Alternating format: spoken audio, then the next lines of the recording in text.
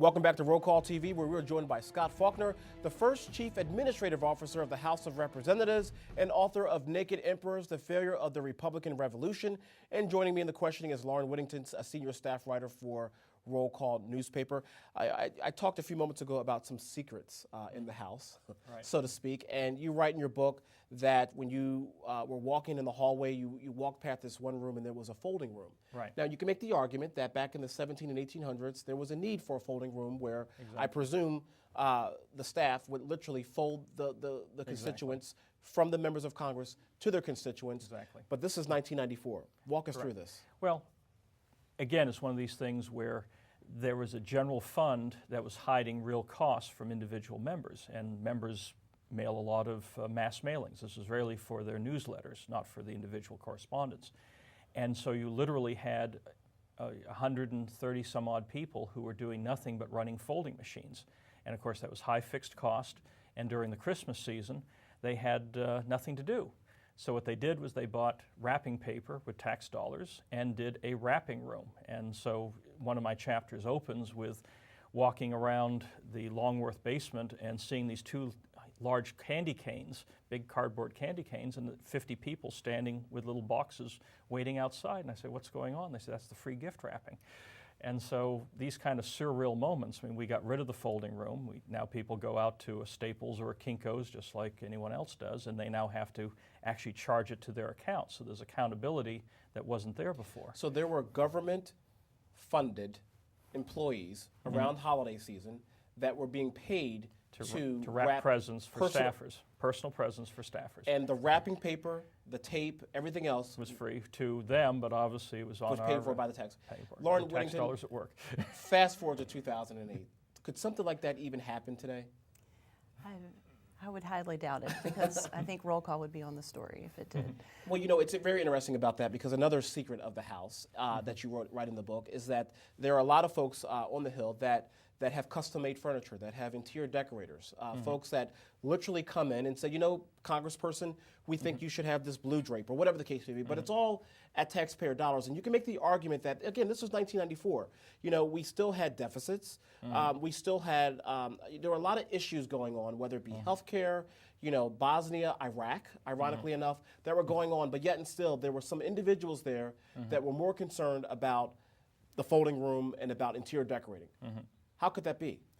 Because again, they live in this bubble. They think they are so important and that they are on this different plane of existence from mere mortals, and they have staff around them that take care of their every need. So the result is they move from being part of the real world to this world of the Congress. Lauren, is that still the case today? Is there still a lot of excess staff that perhaps may do some personal things on behalf of members when they really shouldn't be doing those things?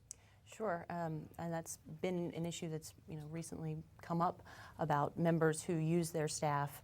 A lot of times it's very commonplace for staff to, during an election year, split their time between the official business and the members' campaign staff. And so it's kind of a sticky fine line between what you're doing on official time and then what you're taking a leave of absence to do on campaign time. Please, go ahead.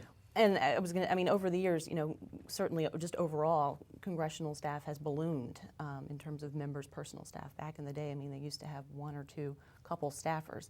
Now they have a staff of, you know, up to 20.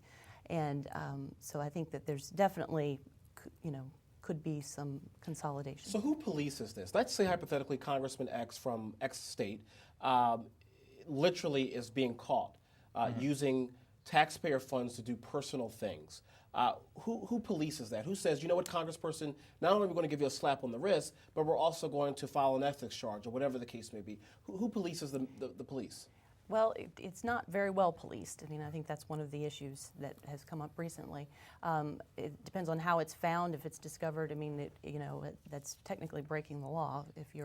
So that would be, you know, a Justice Department issue. But the Ethics Committee certainly would be something for the Ethics Committee to take up. And I think one of the issues that we're struggling with in 2008 and, you know, have before is the Ethics Committee in Congress doesn't properly function. Scott Faulkner, in 2008, we have a different revolution, so Right. to speak, and that is the Democrats obviously taking control of the Congress on both sides in 2006, and again, fast forward to 2008. Would you make the argument that Speaker Pelosi, as well as Senator Reid, who is the Majority Leader of the United States Senate, are they doing a good job of managing the Capitol from an overall management perspective? Actually, certainly on the House side, absolutely, because there were a number of things which we called Phase 2, which never happened under the Republicans, that are actually happening under the Democrats. The most important one is the actual online broadcasting and archiving of those broadcasts of most committee hearings. That was something we proposed early on in '95. And But it got shot down. It was shot down and said, we can't have things be that public.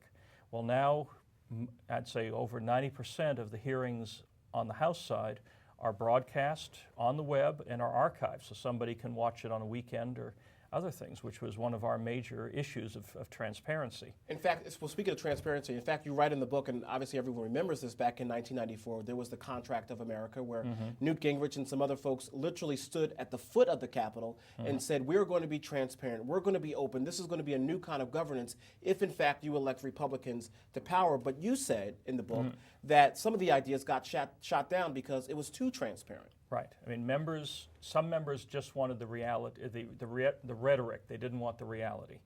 And some of them wanted a press release that came out that said we did something and didn't really want, again, the reality. Again, looking at today, the Congress today, the House side is moving forward. Again, you have a professional manager being the CAO. They've kept Bill Livingood, who's the security expert, as the Sergeant of Arms. So the professionalization of the operation of the House has continued, and I think that's a great thing. Well, you know, it's interesting you say that, because you also say in the book that good management is just good management. Exactly.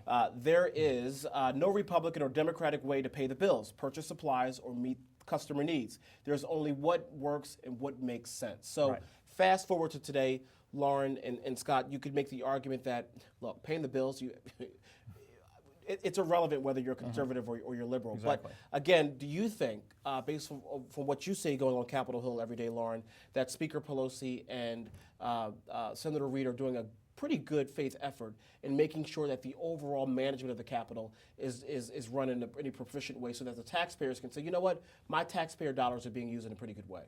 I think they are, and certainly on the House side, and overall, I mean, Speaker Pelosi, the greening of the Capitol, which is a big initiative that she's undertaken. But I'm kind of curious to get your thoughts on this, because you mentioned specifically on the House side things being run in a very professional way and kind of moving forward, because the Republicans in the House have actually charged Speaker Pelosi with politicizing the CAO job Right. with Mr. Beard. And so it's interesting that we're talking about it being a nonpartisan job, but yet she has, Republicans are saying that she actually put in, one of her own. One of her own. Well, again, in the book I talk about one point, now Senator Roberts was saying shocked, like in Casablanca, that there's partisanship going on in the Congress. But the key is that you can have Republicans like myself who were in the private sector, had a management credential, and Dan Beard went to the private sector. He worked for a major consulting firm. He has private sector credentials. You have the best of both worlds is needed as a CAO. You need to understand the uniqueness of the House. It is a parliamentary body. It is a political institution. But you want to have that private sector capability of coming in and saying it's a conference center, it's a big office complex, and to be able to bring private sector practices to bear. Having someone who doesn't understand the Congress would be almost too dogmatic on the private sector side and not understand the uniqueness of the House. Someone without business background might succumb to some of the problems that we uncovered back in '94. So you have to have that balance, and Dan has that. We got about 10 seconds left. Scott Faulkner, do you believe today, in 2008, that the Congress is better off than we were 30 years ago, and from a management standpoint? Absolutely. Lauren, what are your thoughts? I think definitely things have been much more modernized than they were when when he took over. Great. Well, Lauren Whittington, senior staff writer for Roll Call newspaper, and of course, Scott Faulkner, the author of Naked Emperors, The Failure of the Republican Revolution. Thank you very much for joining us. Really appreciate it. Wish we had more time. Take care.